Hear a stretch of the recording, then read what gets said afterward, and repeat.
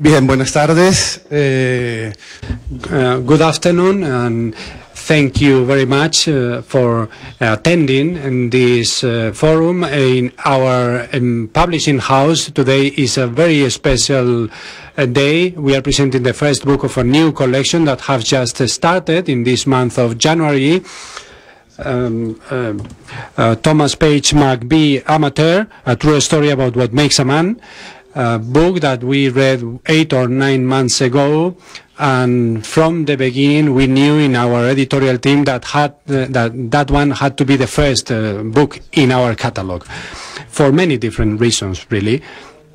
First, because it is very easily explained. This is very interesting story. The story of the first trans boxer that fought in the Madison Square Garden, and also because it has many hidden meanings that permeate the 200 and something pages.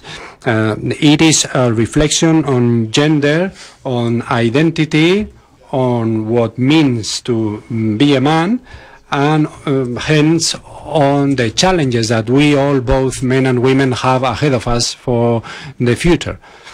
We are really delighted to start this catalog, this collection in Temas de Hoy, and I'm talking on behalf of the team. I'm deeply appreciative of the gesture of James Rhodes, who is a piano player, very well known. He is not in a good mood because he didn't have any croquettes or churros, but he is very happy to have met Thomas, and he has obliged coming, so I introduce to you Thomas Page McBee and James Rhodes. I don't know if they are coming or not.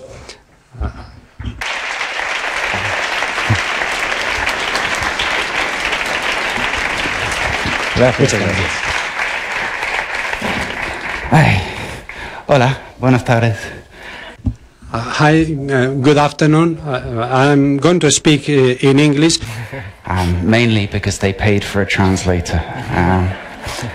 So I'm so happy so many of you are here. I have an English copy of the book that I read a few months ago, and I honestly can't remember the last time I was so completely moved by a book. Maybe A Little Life. I don't know if you read that. But as far as non-fiction is concerned, it's a miracle of a book, I think. Thank you. So I'm super grateful that, is it Tom or Thomas? What do you prefer? I prefer Thomas, but you know, my family calls me Tommy. Tommy? Yeah, that's what happens when you prefer Thomas. Is that, do they call you that when you're in trouble or all the time? No, Tommy? out of love, out of love. Okay. A lot of the publicity about the book, and like Marcel, when he just introduced it, he said it's about what it means to be a man. And I don't know if that's necessarily true, and for me it's much more about what it means to be a human being. I mean, I don't want to talk about semantics, but a lot of the things you reveal in the book about yourself and a lot of the subjects in the book are universal, like regardless of gender. And I think it's a book that all human beings should read. And I wonder if kids should read it too. And I wondered what you thought about that, if it's something that's general to all of us as a species, or whether that's a kind of 18 and over kind of thing.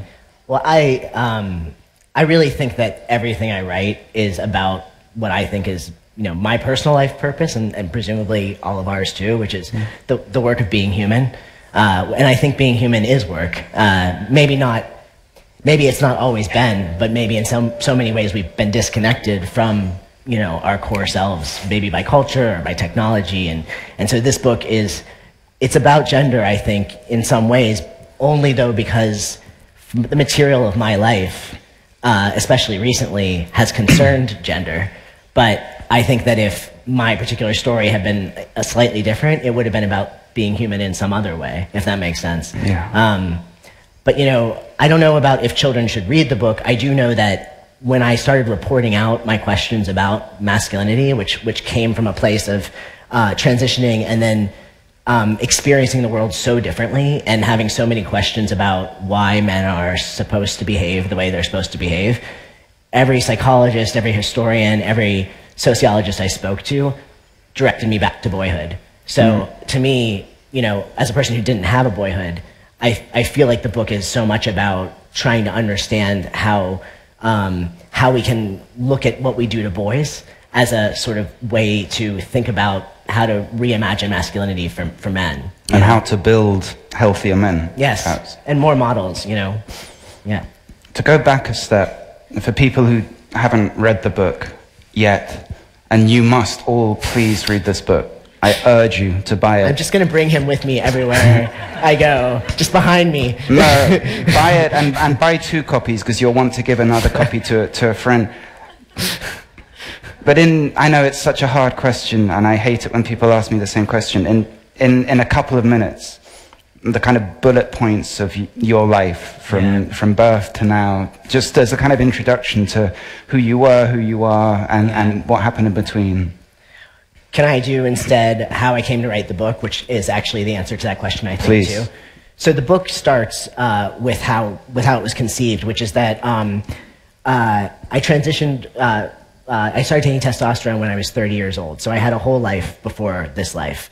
And after I transitioned, I noticed 2 big things. One was an obvious thing, which is that I was experiencing a lot of privilege, and I anticipated that. I was a white man all of a sudden in culture, but the sheer breadth of the privileges were beyond what I anticipated. Like, So as opposed to being a white woman, right. as a white man, you suddenly found yourself with a ton of privilege. As opposed to being a white, androgynous-looking masculine person, which was its own thing because of homophobia. Sure.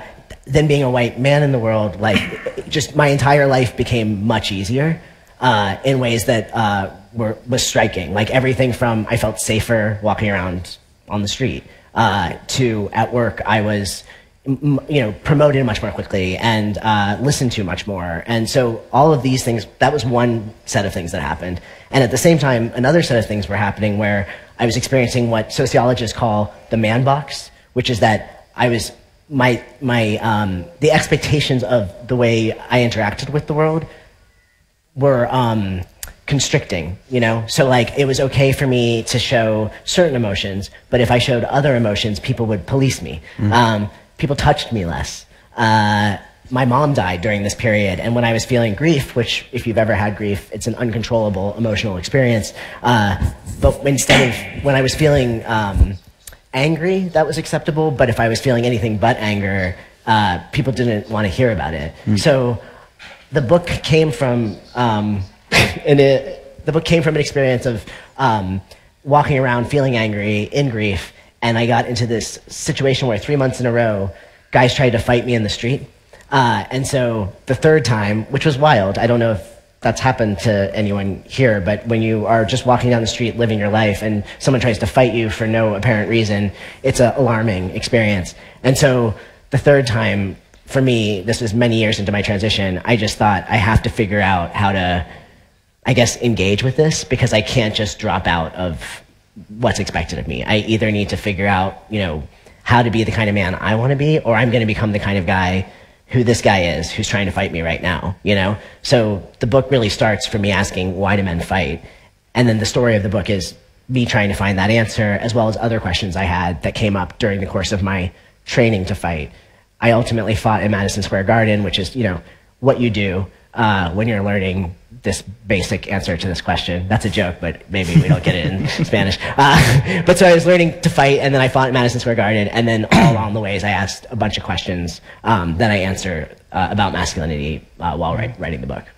I was going to talk about that scene in the book where, for the 3rd time, finally, you stand up to the guy trying to pick a fight with you. And I read that part of the book, because I've had occasions too when people have tried to pick fights. Have you? And I've always felt ashamed of how I reacted. I always backed down. Afterwards, in here, I was a hero, and I came up with 1,000 things that I should have done, and it was amazing. And but at the time, and I read that part where you did, I mean, it's not really a spoiler, but you did, finally, you had enough, and you can, and I felt so envious of you, and I felt so proud of you, because at that stage you weren't the biggest guy. No. Like, you weren't fighting in Madison Square Gardens. No. And I wanted to ask you, was it worth it, that moment for you? Because that seemed like a kind of before and after moment in the book for me. Yeah. Is that something you would recommend? Well, I certainly would recommend that people learn how to fight. Yeah? Especially people who are historically not taught how. You know, like whether you're from a marginalized identity or a woman, you know, people who don't ever learn how to fight. I think, you know, I know you know a lot about trauma, and fight is one of the important responses to trauma, and we hold that trauma in our body. So if you don't ever learn how to fight back, I think you carry that around, you know? And I think that there is a world that, you know, obviously there's a world where people are oppressed, and if you never are in a position to experience the somatic feeling of fighting back, I think you're carrying that oppression around in you in a way that's really deep. So I think in that sense, there's something very powerful about the experience of standing up for yourself in a challenging moment. I don't know if I would recommend doing it in a street fight. That's not maybe the most intelligent thing I've ever done, but it was powerful to have this moment of standing up to this guy. And I think when that happened, what was important though was A, I realized I had it in me, but B, I realized I didn't want to, that's not where I wanted to be exercising that. But also he backed down. He did, yeah. In the end. Yeah. And that to me was like really, really important. Yeah, right. Well, like a big message. Because he just wanted to fight, and I had something to lose, you know? Like he was just a drunk guy on the street who wanted to have a fight for some reason, and I was a person who was tired of getting picked on, you know? But I think what was important in that moment was I worried about myself when I reacted that way, because I thought, if I don't get a handle on this and understand what's going on here, I'm going to be that guy, you know? And that's part of why I wanted to really explore, like, what is this instinct around violence that seems to be such a drive of, you know, dominant masculinity. Why is this anger happening? too. Like, a lot of people think anger is a bad thing. I get that a lot. You shouldn't be angry. You should meditate, and then you won't. I mean, come on. And meditation is great, but I think anger is also really, really valid. Yeah, sure. And it's something you talk about in the book. And I think as kids too, we're told to stop being angry, to not have a tantrum, to not shout, to not lash out. And I mean, of course, there's inappropriate anger, but I'm guessing you're in favor of expressing anger in a way because you beat the shit out of people in the boxing ring. The funny thing about boxing is you're not supposed to fight angry, which is kind of impossible. I learned when I was actually fighting in a real fight. You know, I had to find something to make me want to hurt somebody who hadn't done anything to me, you know. But you don't, when you're training, you don't train with anger. I think it did help me understand that what is underneath anger in a beautiful way is the desire to protect yourself, because you're valuable and your life is valuable. And I think that that's the part of anger that's really important. You know, we all have an intuitive sense that our bodies are important and they mean something. And some of us learn in a variety of ways that they don't, or they're not as valuable as other people's bodies, or someone can say, you know, by hurting you, your body's not valuable. So I think the value of anger is a message that you're worth protecting, and tapping into that and using it in a way that's positive and for a controlled violence, or for a controlled you know, communication or whatever. Like that's what it's like. Working with it is what matters. But yes, many of us are told not to be angry at all, and that's like your life force. It's a bit in the book where you talk about people touching you. And not just you, but in general, how we touch other people. And one of the things I love most about Spain is that people touch other people all the time. I've noticed that. Not in a creepy way. Yes. And I wondered what your experience is. This is the first time you've been to Spain. Oh, I love it. Yeah. Is it very different to America? I mean, obviously it's much fucking better than America, but... Totally. Is it... But as far as tactile and touching and hugging and kissing, have you noticed a big difference here? Yes, and not just touching, but so in the book I talk a lot about how I as soon as I transitioned, it was like the testosterone kicked in very quickly. So within 6 months, if you can imagine, I went from having one experience of the world to a completely different experience of the world. And in my body, I felt like I felt like a sense of, of clarity. Like I felt comfortable in myself. But when I would leave my apartment, it was like the whole world was seeing me completely differently. And I hadn't expected sort of the negative side of that, I guess. Like I had only dreamed of the possibilities of feeling comfortable, not all of the ways that being a man in the world would affect me in ways that were harmful or sad or hurtful. And so one big way that happened, almost like a switch, was that people stopped touching me. Which is a documented thing in America. We touch men less than women. People literally are dying of loneliness. I mean, it's a health epidemic, and part of that is lack of touch. So men don't touch each other as much. We shake hands. Because there's a fear, because homophobia is so pervasive, and there's such a fear of being perceived as gay. It's been entrenched in our social codes. So here, not just the hugging, but the effusive communication style, like just the expressing of emotions, is something that in men here that I've noticed is radically different than in the U.S. Because expressing emotions is also not seen as masculine. Sure. So maybe here people can maybe understand how unhealthy that would be if the men in your life never told you, how they felt, or ever touched you or each other. That's just everyday life in America for a lot of men. Yeah. Well, in Spain, people tell us how we feel all the time. I've noticed. Yeah. Usually with the word joder in it. I wonder, it's not on my list of questions, but and you don't have to answer this, but the whole topic of trans is, for me, it's a very confusing topic. Yeah. There seem to be a lot of rules and a lot of wrong things to say. And my instinct when that's the case is to just, it's better not to talk about it. I'd rather not answer a tweet about it, because if I say the wrong thing, I'm going to be eaten alive. Yeah. And I wondered, if it's not too personal, how did it feel when you were a kid? You just knew you were a guy? Was there a debate?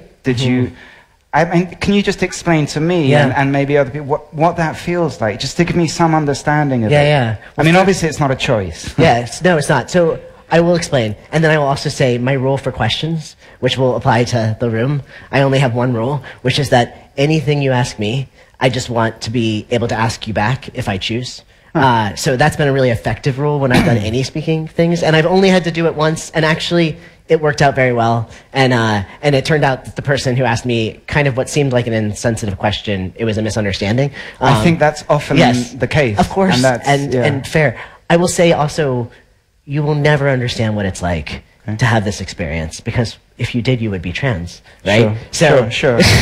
I think sometimes we want so much to understand maybe from a positive place of wanting to empathize, but I think the empathy that you can find to my story, you will find in any big life transition you've ever had, any moment where you've surprised yourself or come up against something in yourself that you've been like, oh shit, I have to change everything. Like I thought I was going to be able to just push through life and go down this path, and now I'm realizing I could lose my family, I could lose everything in my life. I don't even know what it's going to look like on the other side, but this is something I need to do for myself. Dude, I've been divorced twice. There you go. It's not that different of a feeling, I think. But for me personally, just, I guess for imagination purposes, and maybe just to also push against some of these stories about trans people we hear. Please. I never felt born in the wrong body. I felt like I was born, and I had a upbringing where I had a mom who was a single mom. She was besides my stepdad, but she was a physicist. She worked for General Electric in the 80s. She was this like high-powered woman who did things on her own terms and modeled a different way of gender, of understanding gender. Like she was she was always managing expectations about gender. So even though she looked and acted like a typical woman, her relationship to the world around her and what was expected of her was really atypical. She was often the only woman in a room at work, you know. And this was a while ago. Yes, and this was a long time ago, obviously. But so I grew up with that, and so when she saw that I was a tomboy, I wore, you know, boys' clothes, I was interested in boys' things, in her mind, she was very much like, sure, whatever. Like, so it was literally zero issue for me. So I grew up, luckily, in a family where I was encouraged to be myself, and I was a masculine kid, and I was a tomboy, and actually, maybe for that reason, because there was no resistance, I sort of just went through my whole life until my 20s feeling pretty like, I don't know, I'm just a masculine person. Who knows? I just have a gender that's, you know, now people call it gender nonconforming. That's what I thought I was. I just seemed like I didn't fit in. And you were attracted to the same sex, the opposite sex? I was always dated women, so I just kept on dating women, and that's, you know, and then there was a, you know, there's a word, you know, I was queer, so I was in that world, and I was legible in a certain way to that community. And then, even though I understand how gender is socialized, and this is maybe why I got so interested in this topic with the book, I know that gender is a socialized set of behaviors, and I also know that gender identity is innate. So you can have an innate sense of self, and also we can live in a culture that tells us what that gender is supposed to do or look like or mean. So for me, growing up, like into my 20s, what happened was eventually I experienced what people call dysphoria, where I just couldn't, it was sort of just a slow, it was a slow but like death by 1,000 knives kind of thing, like a painful, over time, many years feeling of more and more discomfort. And over that time, it became clearer and clearer, like what was going on. And I think was trying, honestly, I wasn't seeing myself in stories about trans people because they were all being filtered through these terrible, born in the wrong body. You know, it sounds like an alien landed and, you know, from outer space and then suddenly, you know, became a trans person. Like that's how I understood that narrative, born in the wrong body. Yeah, so I think for me, a combination of like not seeing myself in culture and then just feeling comfortable in myself in many ways just made it take longer for me to kind of fully understand what my situation was. But then once I transitioned, you know, I don't have a lot of life regrets, but I do regret in some ways all those years that I really thought, I guess this is just what people feel like every day. Because now I realize, oh, this is what people feel like every day. Like how cool is it to look in the mirror and just see yourself? I really didn't understand that visceral experience I was not having. And I didn't really think that anybody else had it either. And now I realize that's actually the common human experience. Yeah. But you do think some trans people do feel like they were born in the wrong body? Or do you think that's not true at all? I don't know. I can't speak for other people. I know that there, for a long time, the history of that phrase is a medical history. Okay. It's the thing you said to your doctor to make sure you got your hormones. And for a very long time, in order to get hormones, you had to be the kind of person a doctor thought could pass. So you had to have a year of living in the other gender. Sure. You had to look a certain way. So people who were who happened to be born with bodies that maybe, you know, especially for trans women, that maybe wouldn't, you know, they wouldn't be able to pass so easily on estrogen. They weren't given hormones at all. So this idea that you have to sort of plead, you know, and make it palatable and make people understand all of this comes, yes. So who knows? It's hard to tell anymore how much of this is what people really feel or how much of it is that we haven't believed that we would be believed unless we said it a certain way. And I personally believe that people are intelligent enough and that they can understand nuance, you know? Yeah. And so I've always tried to just tell my story with nuance. Even Republicans? Well. Do people ask you if writing the book was cathartic? They asked me that, and I want to punch them. Yeah. It was the opposite of cathartic. No. It was horrific for me, and I just wondered what it was like for you. Well, this is my second book. My first book maybe was more cathartic in the sense it was much more personal and poetic, and I wrote it really right before and as I was transitioning, and I think I was working out a lot of things about my family, and this book I think was more, it was hard. I really set up a project where the point was to be vulnerable, and I went into spaces where it's very hard to be vulnerable, and then the writing itself, I think, is, I tried to take on aspects of my own character that felt really hard to expose. There's a whole chapter called Am I Sexist? That is particularly challenging for me. I mean, I'm a feminist, and I was raised by a feminist mom, and I had to face my own sexism, and I did all of that because I wanted to see, as an experiment, as an artist, like, can I push myself to really face the darkest things in me, and then if I do that, will that lead to conversations with other people where they're willing to do the same, and will I find other academics and experts and stuff who can help me unpack this, or am I alone? So the book was not cathartic. What I was scared of was that I was alone, and it really wasn't until the book came out that I have discovered I'm not alone, thank God. Speaking of which, I was going to ask if your wife is here. Yes. She flew in today from New York. Yeah. Jess, who's right there. And I wanted to ask you a question, if you don't mind. Do we have a microphone? Tenemos un micro para Jess. Do you have a mic for Jess? I did check with Jess before that it's okay to ask her a question. Because I was going to ask Tommy if there'd been a lot of fallout from colleagues, from friends, from family, but I'd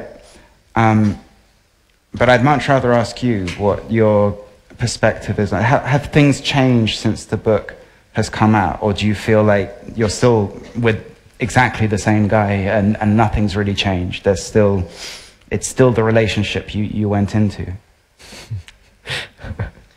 That's a great question. I think things have been sort of the same. When I met, I hope this is okay to say, It's fine. When Thomas and I, before we were even officially dating, he said, I'm a writer, so if we're going to be together, I'm going to write about you. Wow. And it's going to be honest. Yeah. And I was like, okay, we're not even really dating yet. Let's calm down a little bit. But that is true, and that's the life I signed up for. But I do think things haven't changed so much. I would say things have changed for the better. But I think Thomas seems the same to me. Is that an adequate answer? Well, what about you? Like, your family, your friends, suddenly there's a book and everyone's like, shit, you married a trans guy. Has that been... I mean, I think, not making this about me, but for example, the book I wrote, which was quite personal, the only person in my entire family who's read it is my mum. No one talks about it, no one's read it, no one wants to know. And I wondered if... You talk a lot about shame, which we're going to talk about in a minute, but I wonder, sometimes that shame, it kind of leaks out onto people close to us. And I wondered what the response had been in your life. I was raised Catholic, and my mother is very Catholic, and she met Thomas, and they really hit it off. Of course they did. She's also a writer, and she writes Catholic books.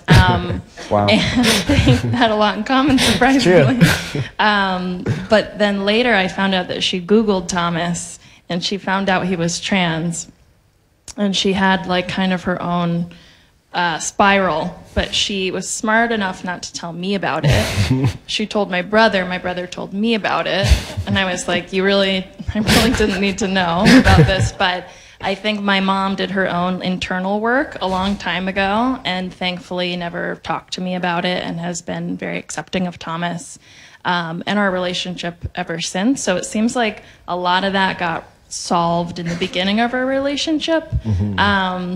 But it is interesting and weird to, I work with a lot of young queer people at my job, and often they're like on Instagram showing me pictures of their friends with Thomas's book, or sometimes people at work will say like, I really liked your character in the book, which is just me in real life, but it's a funny, interesting thing. But I haven't had a lot of negative reaction. I think people have been sort of used to our life from the beginning, since Thomas has been pretty public.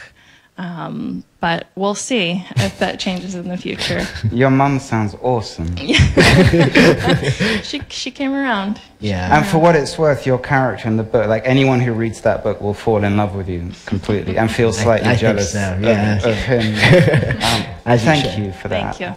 I think the other important thing, thank you, Jess, is that this is my second book about real people. So this time I really talked to the people in my life about their characters, and tried to, and I wrote the book and then I had them read the sections they're in before you published it. Yes, and not, I told them I'm not necessarily going to take every note, but if something really feels not okay for you, let me talk to you about it, try to figure out a different way, like understand what is the thing that's really upsetting you, and then see if we can find a different way to communicate the same idea. And luckily I didn't have to cut very much, but I do think that my family and my wife had real buy-in in the final product because they felt at least part of the collaboration rather than just like I just wrote something and then published it and then they read it and like a shock. Yes.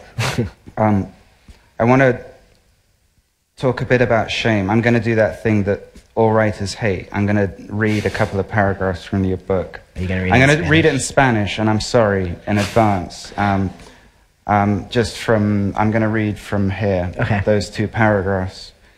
And please forgive my Giri accent. But this for me was one of the most important things. I read it and it was like a kind of golpe en la cara para mí.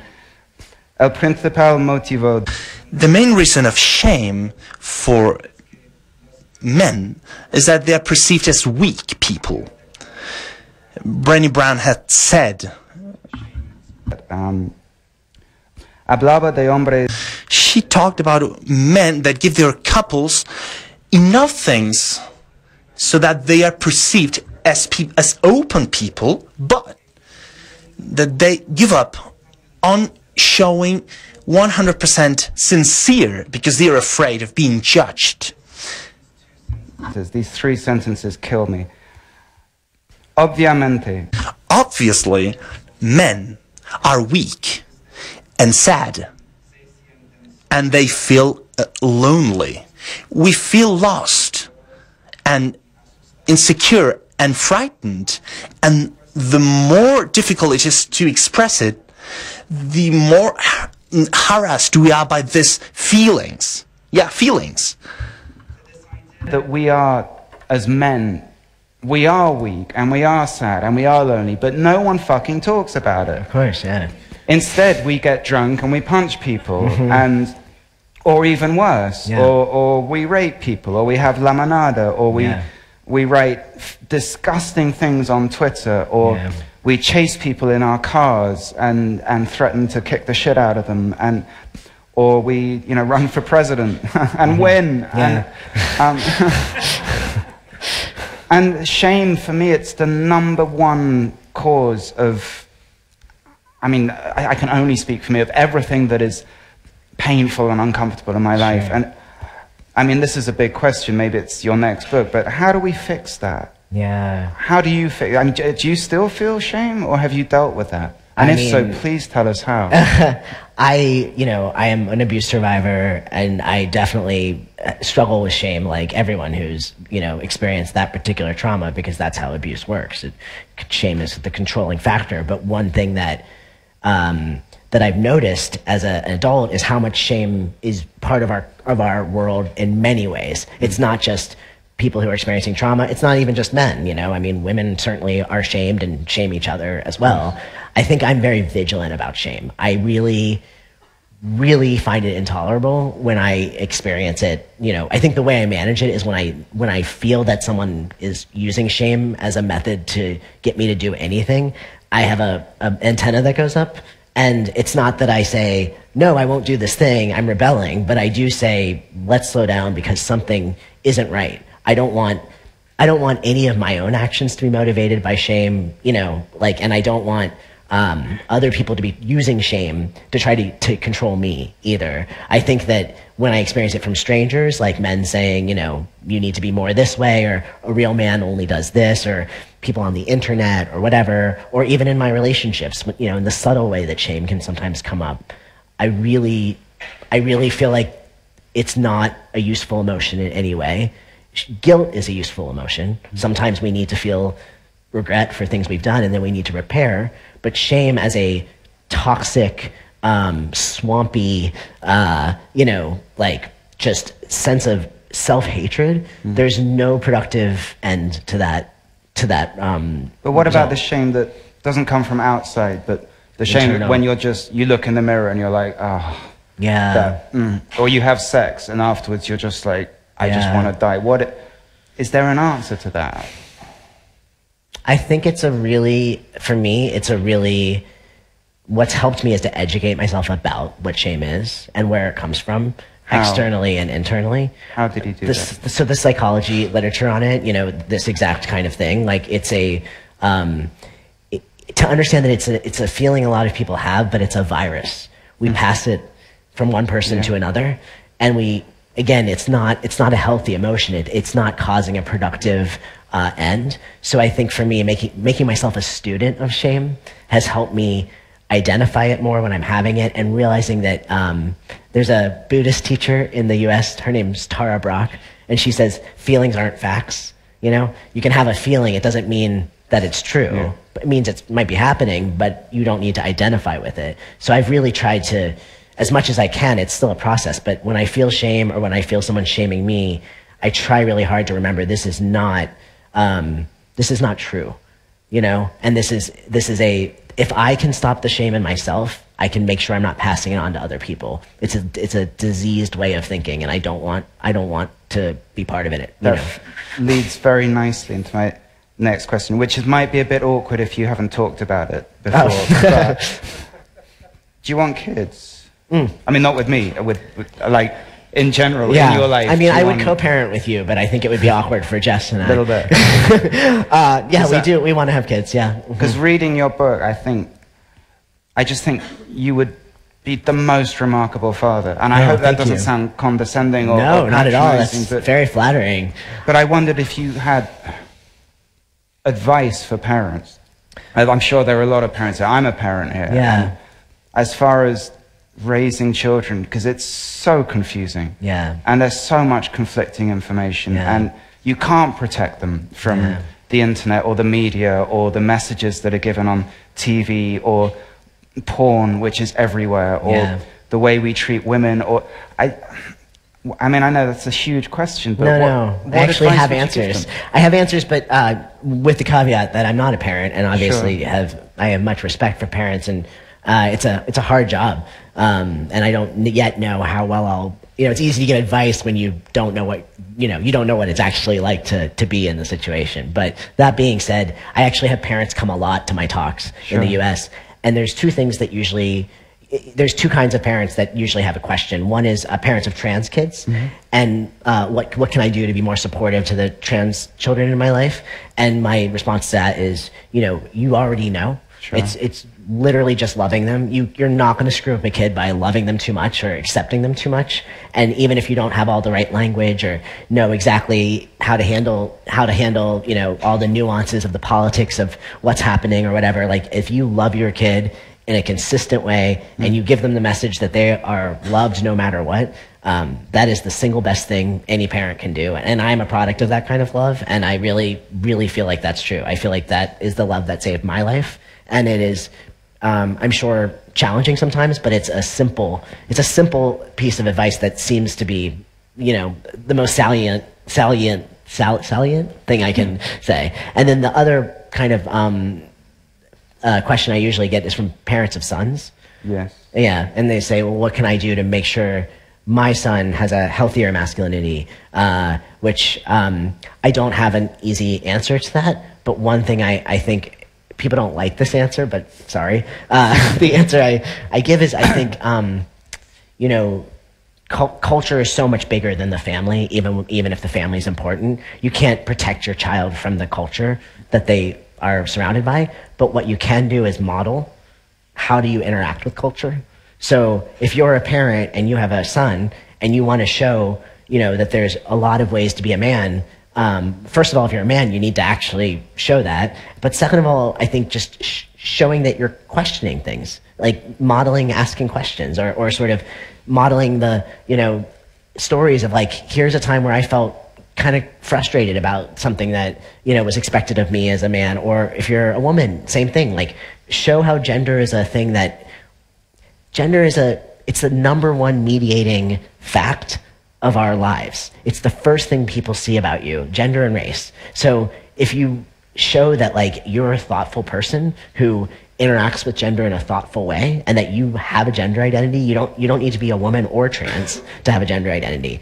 Everyone has one. And so if you're engaging with your own sense of gender in the world, your children see that. And as I said earlier, my mom did that, and she was just a regular woman, but I saw her struggle with her own gender in the face of a culture that wanted her to behave very differently than she was behaving, and that really stayed with me, you know? So I think that's my parenting advice for what it's worth, you know? Love your kid, obviously, unconditionally, and let them know that, and also show them that asking questions is what being human is.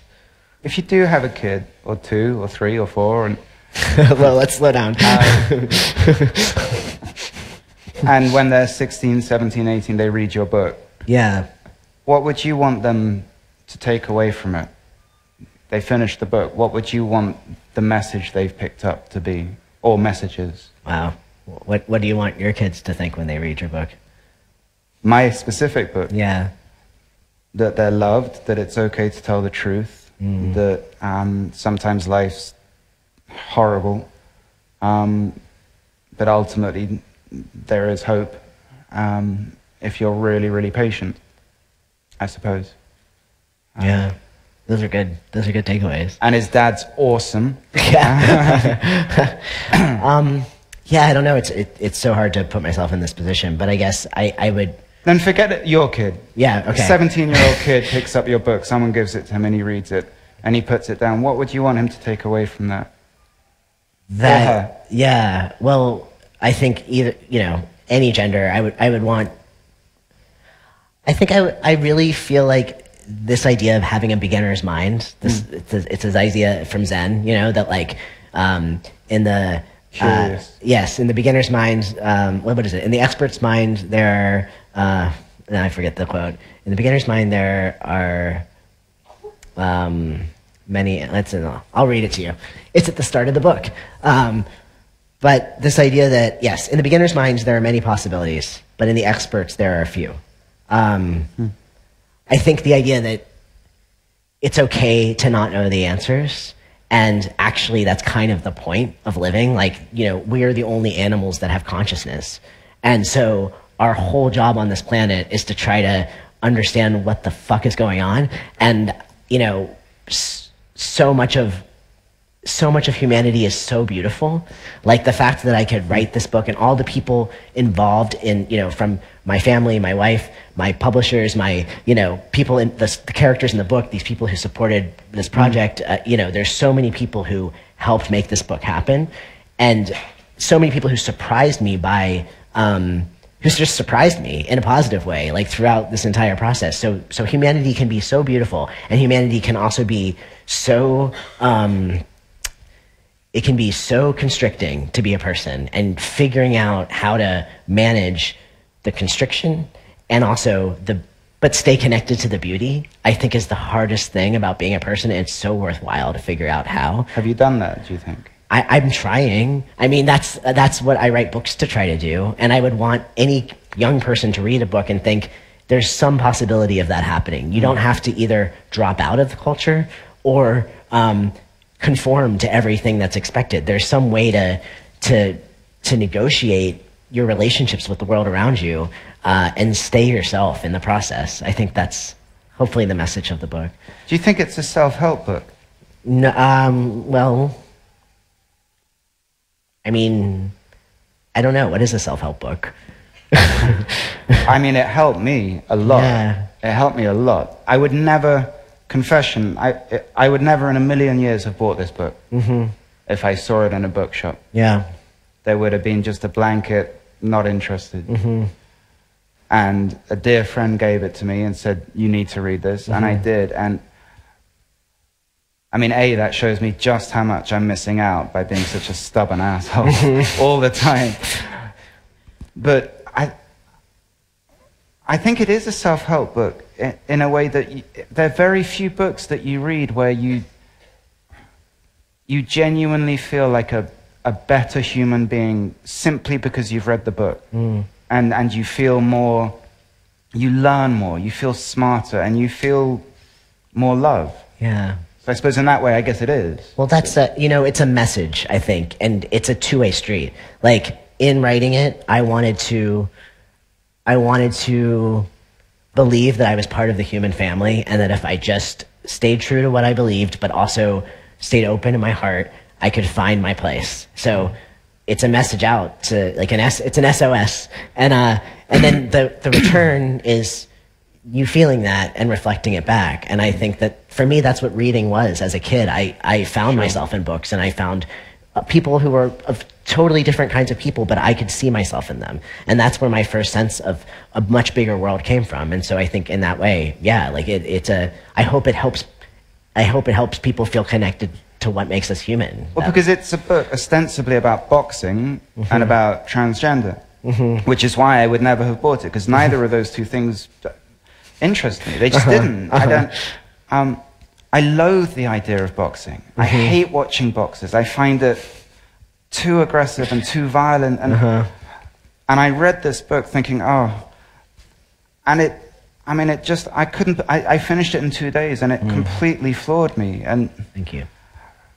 So I should thank you. And we have 10 minutes left, maybe 15 minutes. And I really would like to ask if there are any questions from the audience, bearing in mind what Thomas said, that if you do ask a question, he might ask one back in Spanish. He might ask one back. So we've got a couple of microphones.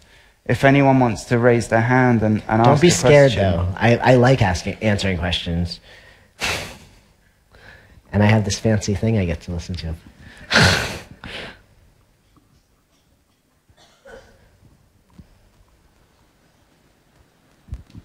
Hola, muchas gracias. Hi, thank you very much. I'm a little bit nervous. I apologize, but in spite of the difficulties that such a transition process involves, I think that something positive is that gender construction means that you can construct your own masculinity and generate a masculinity which is not the prevalent masculinity, the hegemonic masculinity. What I would like, I think that your book is very interesting. Are white heterosexual males reading this book, or is it only reaching the queer group of people? Who are your readers? I think I just did an interview with Mother Jones magazine the other day about masculinity, and I talked to a heterosexual, I think, white man who told me that he was in a book club with other men, and they had just read my book, and that's why he thought to call me, because he wanted to call me about the Gillette, the Gillette ad about, we all know. So he called me for comment, and he told me that him and a bunch of guys read the book and had this like big discussion, and so anecdotally, I definitely hear a lot from queer people, trans people, women, generally, but also more and more I'm hearing from men, especially younger men. I think men in their, especially their 20s, who I think are coming of age in this moment and really trying to understand, how do I be a man in the world right now? Like, I don't see models about how to manage post Me Too. Like, it's not how I've been raised, and I don't know what to do. And I think those men have been reaching out to me, and it's been awesome, because that's a really big part of why I wrote this book. So yes, I don't have the marketing numbers, but I've been heartened to hear a lot from men. Yeah. I also want to send a copy of this book to every single member of the Vox political party. Yes. Because I think if there's one book these motherfuckers need to read, it's this book. But I think that would be fun. I think that would be fun too. Marcel, we can do that, right? Yes. Yeah, Signed by me. Yes. Any other questions? Anyone? Hola, buenas. Hi. I wanted to ask you about your figure, your character, and your thinking when and your being when you started to practice boxing, a sport that involves violence, at least for many people, not for me in particular, because I think that it helps you control and meditate, control yourself, and to be in touch with men. I practice contact sport, and I find that every day, and I end up having to defend myself, not just while I'm competing or training, but also have to defend myself from many things that are expected from me or not expected from me, or that are repeated once and again. And it becomes tiring for me, and I become desperate sometimes, and sometimes I want to quit really boxing. But I would like to know, how did you go about that, or what motivated you to continue training and being in environments that sometimes can be very violent and full of testosterone and misogynous in the hard sense of those words. How did you reach that point? Congratulations for being a person who fights. I think that's really important. I Jess can attest that I many times wanted to quit, for sure. It was really hard. But I think I also was so, boxing was a desperate act for me. I really was at a personal crossroads where I felt like if I didn't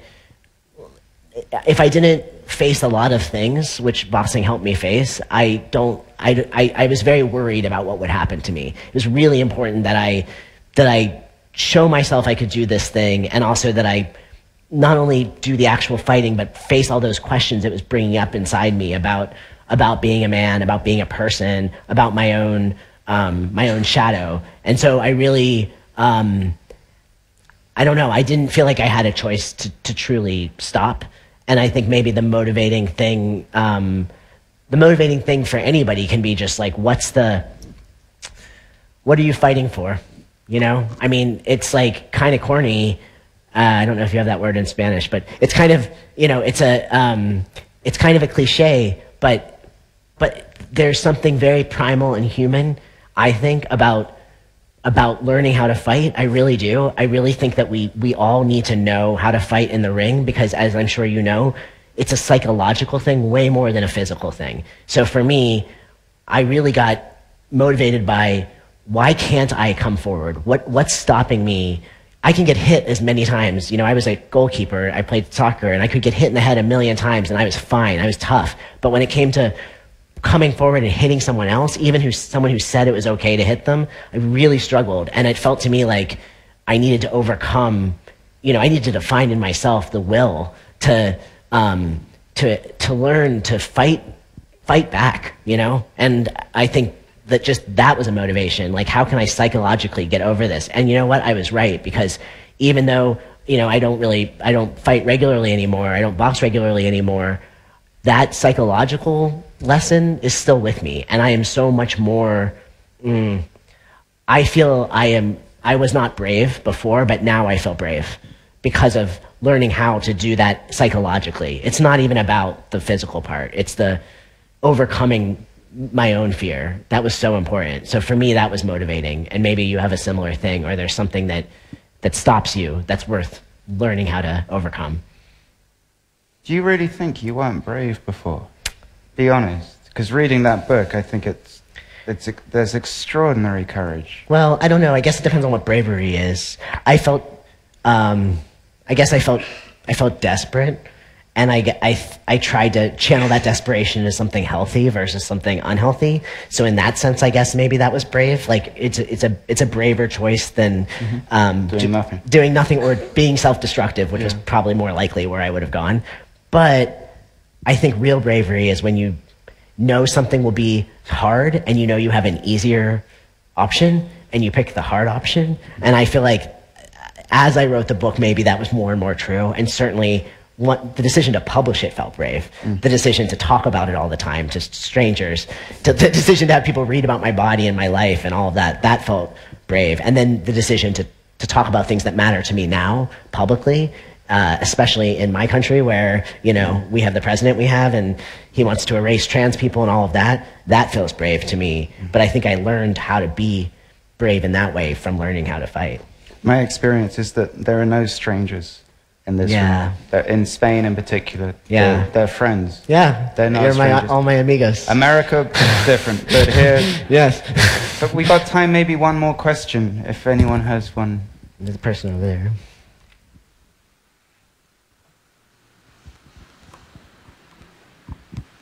Hi, Thomas. I'm going to try to do English. this in English. All right. Yes. So I was wondering, when you were transitioning, did you ever fall into a behavior that you didn't like of men, that you feel it was masculine, but because culture told us that? Because sometimes we women also fell into that kind of things like, oh yes, men should do this, or men should behave, or men typically behave like this. So when you were transitioning, did you fell sometime into a behavior that you didn't like of men, and then you had to change your whole perspective of being a man? Yes, definitely. Yeah, I mean, the book is basically about that that experience of the surprise of my. I mean, it was how the world treated me, but also how I was reacting to the world, because it's narcotic, you know, to be rewarded for these behaviors, right? And also they're sort of deeply encultured. So I personally had really internalized a lot of things about what being a man meant that I didn't even know I believed. And then I was in the situation, and that was part of what was so confusing at the beginning, was because not only was I being rewarded for behaviors that I thought were kind of reprehensible, but I was finding myself moving towards those behaviors more and more because I was being rewarded, and because I had a script too about what men are supposed to be like.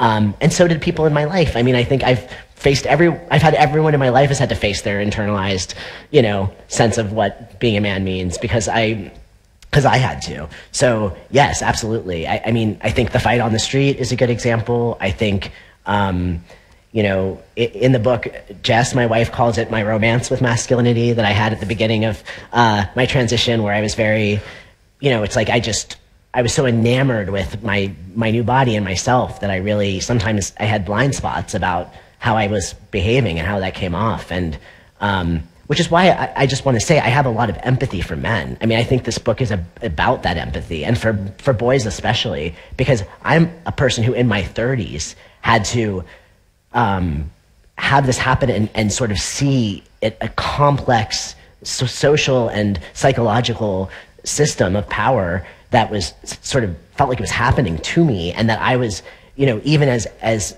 educated as I was in feminism and as educated as I was in my own queerness and my own values, I found it very hard to find my way out of this. So I think that, you know, to look at a 12-year-old boy and say, you know, yeah, he should somehow have the integrity to know how to resist becoming sexist, even though we're teaching him exactly that that's what he's supposed to do. That's an absurd thing to think. And I think what we can do as adult men is actually take the time now and the self-reflection now and the hard work, you know, instead of saying, I'm a good man and just leaving it at that, like actually do the hard work to have the liberation that comes from actually getting to be the kind of man you want to be. That's not about what culture is telling you to be. It might involve some of the same things that culture values, but also it might not. And I think if we all individually work towards that goal, we would be in a much healthier world. But it was very hard. And I think, you know, somebody with my background, if I find it hard, I have a lot of empathy for men who are also struggling, trying to figure this out. Awesome. Well, thank you, everyone. It's so nice. What an audience. Thomas is signing copies of his book after this. I don't know, where's he signing? Do you know? Va firmar. Yeah, he's going to sign just here. So we close the event. James, thank you very much. Thank you very much, James. Thanks to everybody. So Thomas will sign At the corner? Okay, so thank you very much to you all. Thank you.